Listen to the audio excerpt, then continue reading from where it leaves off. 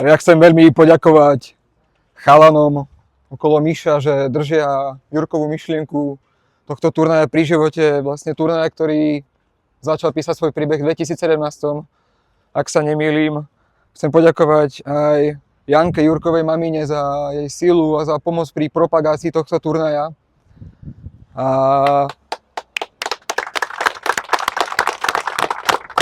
čo mňa veľmi zaujalo na tomto ročníku, na tomto turnaji, je práve jeho dobročinnosť. A ako isto viete, tak je tu možnosť zakúpiť si tombolový lístok do tomboly, kde náš skvelý brankár Samohlavaj venoval svoj dres.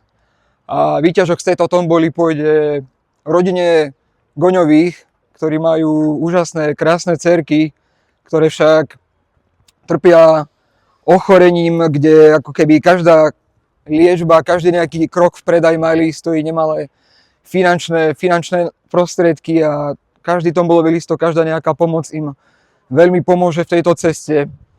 A ja naozaj som presvedčený, že ak je pravda, že tí, čo tu nie sú medzi nami, tak sa na nás pozerajú zhora, tak ak sa Jurko na vás chalani okolo Miša pozerá, tak sa musí veľmi usmievať a byť na vás veľmi hrdý za to, čo robíte, a veľmi pekne vám za to chcem ešte poďakovať a poprať veľa šťastia v ďalších rokoch.